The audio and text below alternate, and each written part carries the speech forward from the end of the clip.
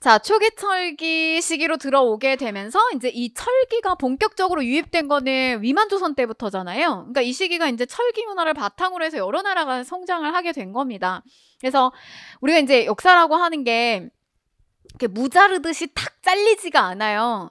그러니까 고조선이 멸망하고 난 다음에 탁 갑자기 이제 부역, 고구려, 백제, 신라 막 생기는 것이 아니라 이미 이제 고조서가 멸망할 쯤이 됐을 때 요런 이제 뭐 숭화강 유역 일대, 졸본 유역 일대에서 이제 나라들이 조금씩 이제 성장하기 시작을 한 거거든요.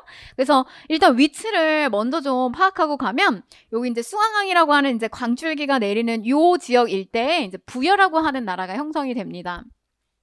그 다음에 이제 요 졸본이라고 하는 곳에 이제 산악지대, 그러니까 별로 좋지 않아요. 일단 기본적인 환경 자체는 고구려가 여기서 이제 형성이 되고요.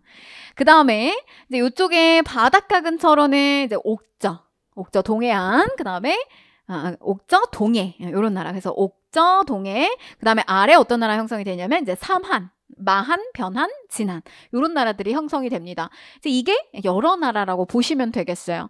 근데 이제 요거 다음에 이제 그 다음 순서가 뭐냐면 고대 국가, 삼국시대 여기로 넘어가게 되거든요. 근데 이 모든 나라들이 다 이렇게 고대 국가로 넘어오지는 못해요. 그러니까 잡아먹히는 거죠, 강대국한테. 그래서 결국 이제 이 부여는 고구려의 복속이 되고요. 옥저하고 동해도 마찬가지입니다. 이 둘 다 고구려의 복속이 돼요. 그래서 이렇게 이제 고구려가 하나가 살아남게 되고요. 그 다음에 이제 요 삼한 같은 경우는 그래서 이제 우리가 거기 여러분들 이제 아래에다가 그냥 간단하게 써 두시고 정리할 것이 있으면 여러분들이 정리하시면 되는데 고구려, 그 다음에 이제 요 삼한 일대에 마한,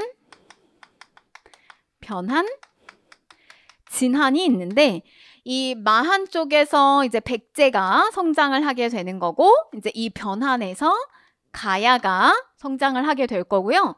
그 다음에 여기 이제 진한에서 신라가 형성이 될 겁니다. 이렇게 이제 성장을 하게 될 거예요.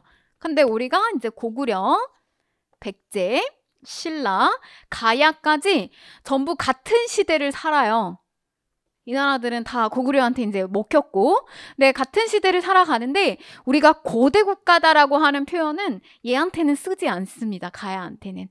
가야는 얘네들이 체제를 갖춘 그거를 못 갖췄어요. 이 가야가. 그래서 금방 신라한테 복속이 돼요. 멸망이 됩니다. 그래서 이제 우리가 삼국시대라고 부르게 되는 거예요. 이게 이제 전체적인 줄거리예요. 그 다음에 이제 다음 시간에 삼국시대 이렇게 배우게 될 겁니다. 그러면 이제 나머지 각 나라에 대한 이제 특징들을 보고 오늘 요게 이제 마지막 교시로 이렇게 이제 마치도록 할게요. 뭐 제가 가르칠 때는 꼼꼼하게 가르치지만 별게 없어요. 그래서 우리 지금까지 이제 배운 내용 중에서 그 첫 번째 문제는 이미 선사시대 파트 뭐 구석기, 신석기, 청동기 중에서 선지를 막 섞어서 내는 거 이제 하나 나올 거고, 그 다음에 이제 두 번째 문제가 고조선 문제가 나오거나 아니면은 이제 요거 여러 나라의 특징이 나오거나 뭐 요렇게 이제 한 문제씩 나온다고 보시면 됩니다. 그래서 앞에 부분 나오면 다 맞추셔야 되죠. 그럼 이제 부여부터 볼게요. 부여. 정치적인 특징을 이제 살펴보게 되면 우리 아까 신석기 시대 때부터 시족과 혈연을 중심으로 하는 시족과 시족이 만나서 이제 부족이라고 하는 단위가 형성된다 그랬잖아요. 그런 단위가 5개가 형성돼서 묶여있는 체제로 시작이 된 거예요. 고구려는 오부족 연맹체. 그래서 이 오부족 연맹체에서는 이제 이 부여 같은 경우는 초기에 왕의 존재가 보입니다. 왕이라고 하는 존재가 보였어요.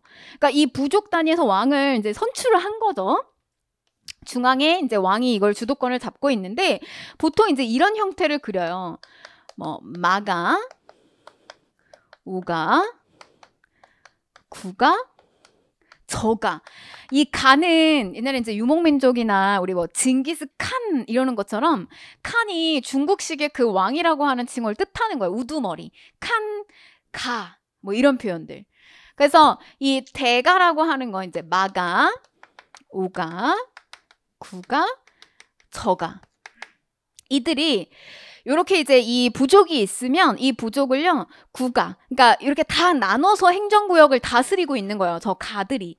그래서 이거는 뭐 말을 상징하는 거예요. 마가, 그 다음에 이제 우가는 소, 그 다음에 이제 구가는 뭐 개, 그 다음에 저가는 돼지. 뭐. 그래서 저런 우두머리들이, 군장들이 말하자면 저 지역을 다스리고 있고 거느리고 있고요. 왕이 존재하고 있어도 얘네들의 행정구역을 함부로 건드릴 수가 없어요.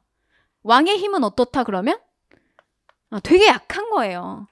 그냥 뭐 사실 그런 거죠. 반의 반장을 뽑아봐야 그 반장이 뭐 그렇게 권력이 크게 있나요? 그냥 우리들의 대표인 것 뿐이잖아요. 그러니까 그 정도 수준이에요. 그래서 특히 그 초기 국가의 왕의 힘이 되게 약했다를 보여주는 대표적 사례가 있는데 그 사료에 뭐라고 돼 있냐면 농사가 잘 안 되잖아요. 그럼 그런 책임을 전부 저 왕한테 물어요. 부여의 대표적인 사료예요. 그래서 왕을 죽여야 된다는 이야기까지 나와요.